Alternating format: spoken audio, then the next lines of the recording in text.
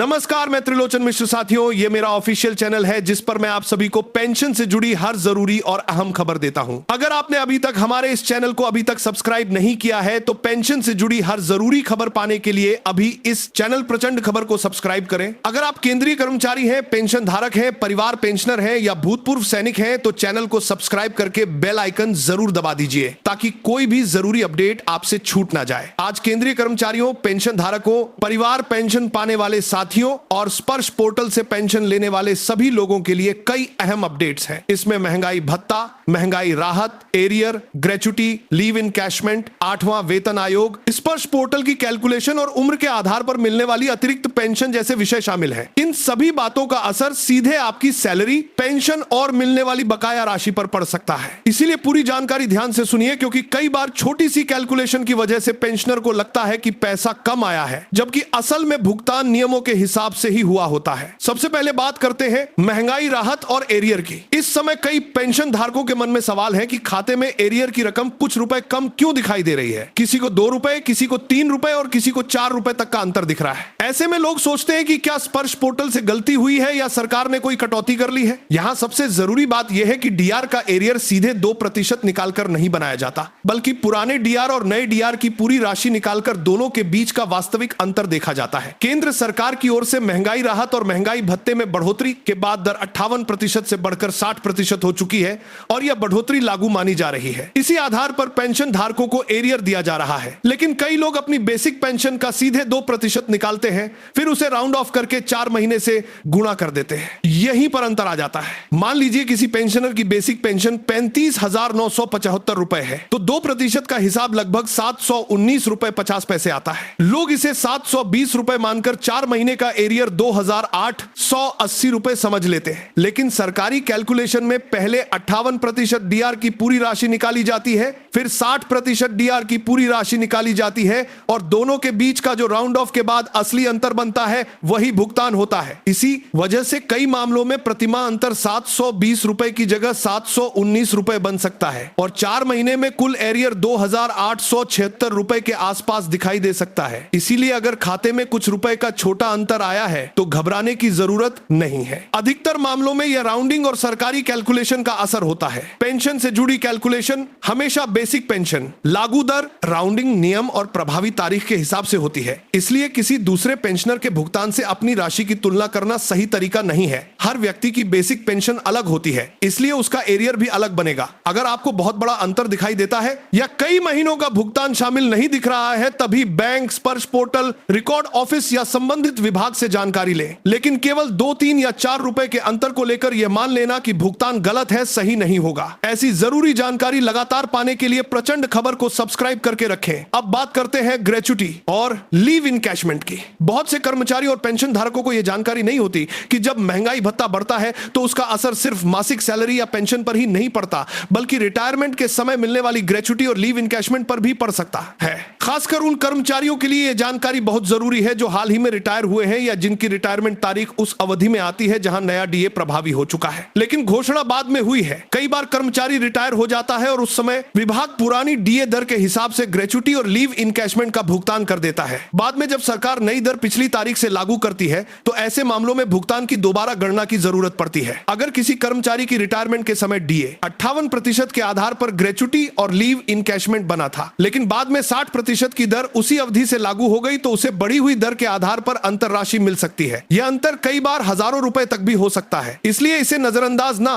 करें। ग्रेच्युटी के मामले में कई विभाग संशोधित भुगतान अपने आप जारी कर देते हैं, लेकिन लीव इनकैशमेंट में कई बार अपडेट समय पर नहीं हो पाता। इसीलिए हाल ही में रिटायर हुए कर्मचारी अपने PPO, retirement order, bank payment detail, leave encashment statement और ग्रेच्युटी कैलकुलेशन को जरूर चेक करें। अगर बढ़े हुए डीए का फायदा ग्रेच्युटी या लीव इनकैशमेंट में नहीं जोड़ा गया है तो संबंधित कार्यालय में लिखित आवेदन दें। यह कोई अतिरिक्त मांग नहीं है, बल्कि पात्रता बनने पर आपका वैध अधिकार है। इस जानकारी को अपने उन साथियों तक जरूर पहुंचाइए जो हाल में रिटायर हुए हैं। अब अगली बड़ी जानकारी आने वाली महंगाई भत्ता और महंगाई राहत की संभावित बढ़ोतरी से जुड़ी है। अभी डीए और डीआर 60% तक पहुंच चुके हैं और अब कर्मचारियों तथा पेंशन धारकों की नजर अगली छमाही की बढ़ोतरी पर है। केंद्र सरकार आमतौर पर साल में 2 बार महंगाई भत्ता और महंगाई राहत में संशोधन करती है। पहला संशोधन जनवरी से प्रभावी माना जाता है और दूसरा जुलाई से। बढ़ोतरी बढ़ोतरी कितनी होगी? यह अखिल भारतीय उपभोक्ता मूल्य सूचकांक यानी AICPI इंडेक्स के आंकड़ों पर निर्भर करता है, इसीलिए अभी कोई भी अंतिम प्रतिशत तय मान लेना सही नहीं होगा।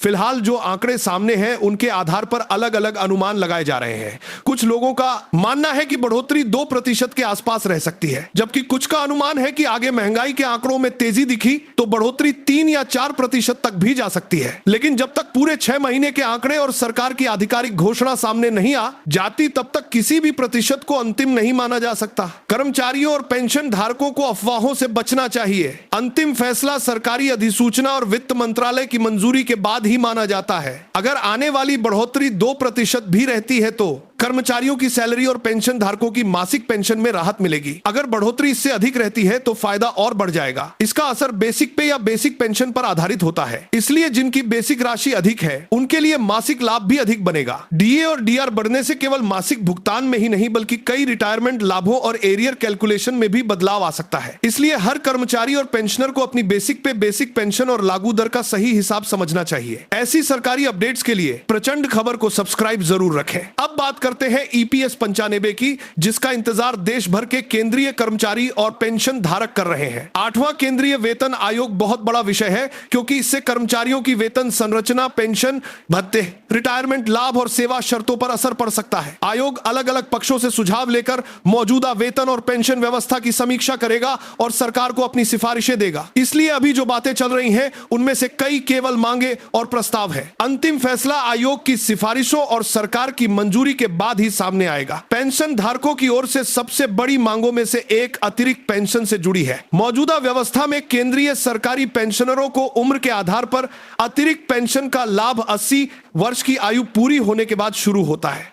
80 वर्ष से 85 वर्ष से कम आयु तक 20% अतिरिक्त पेंशन, 85 से 90 वर्ष से कम आयु तक 30%, 90 से 95 वर्ष से कम आयु तक 40%, 95 से 100 वर्ष से कम आयु तक 85 वर्ष से कम आयु तक वर्ष से कम आयु तक 85 वर्ष से कम आयु तक वर्ष से कम आयु तक 85 वर्ष से कम आयु तक 85 वर्ष से कम आयु तक वर्ष से कम आयु तक 85 वर्ष से कम आयु तक 85 वर्ष से कम आयु तक प्रतिशत और 100 वर्ष या उससे अधिक आयु पर 100% अतिरिक्त पेंशन का प्रावधान है। लेकिन पेंशनर संगठनों की मांग है कि यह लाभ 80 वर्ष की जगह कम उम्र से शुरू हो, क्योंकि बुजुर्ग पेंशन धारकों के मेडिकल खर्च और देखभाल की जरूरत उम्र बढ़ने के साथ तेजी से बढ़ती है। कुछ प्रस्तावों में सुझाव दिया गया है कि 65 वर्ष पर 5%, 70 वर्ष पर 10%, 75 वर्ष पर 15% और 80 वर्ष पर 20% अतिरिक्त पेंशन जैसी व्यवस्था बनाई जाए। अगर भविष्य में ऐसा बदलाव करते रखना RBI ऐसा जानकारी को देख सकते हैं जो पान करने का, आरात पान करने का स्वीकार होता है तो लाखों बुजुर्ग पेंशन धारकों को राहत मिल सकती है। लेकिन अभी इसे मांग और प्रस्ताव के रूप में ही समझना चाहिए। इसे लागू फैसला तब तक न माने जब तक सरकार की तरफ से आधिकारिक आदेश जारी न हो जाए। 8वें वेतन आयोग से कर्मचारियों को फिटमेंट फैक्टर, न्यूनतम वेतन, वेतन मैट्रिक्स और भत्तों को लेकर उम्मीद है। पेंशन धारकों को भी उम्मीद है कि पेंशन निर्धारण, परिवार पेंशन, कम्यूटेशन, मेडिकल सुविधा और महंगाई राहत से जुड़े मुद्दों पर बेहतर निर्णय आएंगे। लेकिन वेतन आयोग की प्रक्रिया में समय लगता है। पहले सुझाव लिए जाते हैं, फिर सिफारिशें बनती हैं, फिर सरकार उनका अध्ययन करती है और उसके बाद अंतिम फैसला लागू होता है। इसलिए किसी भी वायरल दावे पर तुरंत भरोसा करने के बजाय आधिकारिक अपडेट का इंतजार करें। अब स्पर्श पोर्टल की बात कर लेते हैं। भूतपूर्व सैनिकों और रक्षा पेंशनरों के लिए स्पर्श पोर्टल महत्वपूर्ण माध्यम बन चुका है। अगर किसी पेंशनर को एरियर में कमी लगती है, पेंशन स्लिप में अंतर दिखता है या बैंक खाते में राशि देर से आती है, तो सबसे पहले अपनी पेंशन स्लिप और स्पर्श पोर्टल पर उपलब्ध विवरण को ध्यान से चेक करें।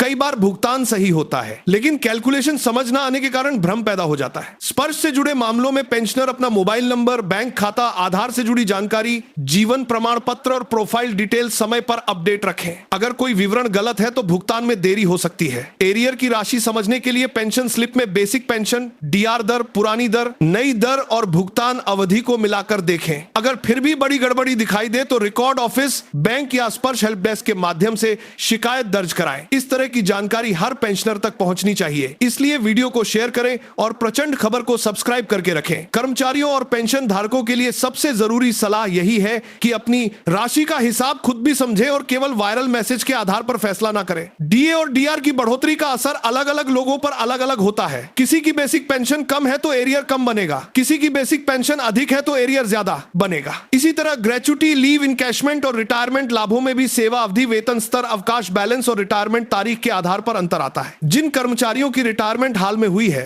वे जरूर जांच लें कि बढ़े हुए डीए का असर उनकी ग्रेच्युटी और लीव इनकैशमेंट में जोड़ा गया है या नहीं। जिन पेंशनरों को एरियर मिला है वे यह देखें कि भुगतान कितने महीनों का है और किस दर से हुआ है। जिन पेंशन धारकों की आयु 80 वर्ष या उससे अधिक हो चुकी है वे यह भी सुनिश्चित करें कि उन्हें उम्र के आधार पर मिलने वाली अतिरिक्त पेंशन सही समय से मिल रही है या नहीं। अगर लाभ शुरू नहीं हुआ है तो जन्म तिथि और पीपीओ रिकॉर्ड के आधार पर संबंधित विभाग से संपर्क करें। आने वाले समय में 8वें वेतन आयोग, डीएडीआर की अगली बढ़ोतरी, पेंशन संशोधन, अतिरिक्त पेंशन की मांग, स्पर्श पोर्टल सुधार और रिटायरमेंट लाभों से जुड़ी कई महत्वपूर्ण जानकारियां सामने आ सकती हैं। इसलिए अपने दस्तावेज हमेशा अपडेट रखें। PPO, bank passbook, pension slip, Aadhaar, PAN, जीवन प्रमाण पत्र और विभागीय रिकॉर्ड सुरक्षित रखें। अगर किसी भुगतान में अंतर लगे तो पहले दस्तावेज देखें, फिर कैलकुलेशन समझें और उसके बाद शिकायत दर्ज करें। आज की पूरी जानकारी का सार यही है कि 58% से 60% डीए और डीआर की बढ़ोतरी का असर सैलरी, पेंशन और एरियर पर दिख रहा है। कुछ मामलों में राउंडिंग की वजह से एरियर कुछ रुपए कम लग सकता है,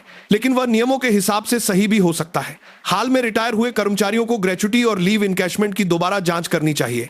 8वें वेतन आयोग से उम्मीदें बढ़ी हैं, लेकिन अंतिम निर्णय आधिकारिक सिफारिशों और सरकारी मंजूरी के बाद ही माना जाएगा। अतिरिक्त पेंशन को कम उम्र से शुरू करने की मांग महत्वपूर्ण है, लेकिन अभी इसे लागू फैसला नहीं माना जा सकता। अगर आप केंद्रीय कर्मचारी हैं, पेंशन धारक हैं, परिवार पेंशनर हैं या भूतपूर्व सैनिक हैं, तो इस जानकारी को अपने साथियों और परिवार के लोगों तक जरूर पहुंचाइए। वीडियो पसंद आया हो तो लाइक जरूर कर दीजिए। प्रचंड खबर को सब्सक्राइब करके बेल आइकन भी दबा दीजिए ताकि पेंशन, डीए, डीआर, वेतन आयोग और सरकारी कर्मचारियों से जुड़ी आने वाली हर जरूरी अपडेट आपको समय पर मिलती रहे। जुड़े रहिए। धन्यवाद।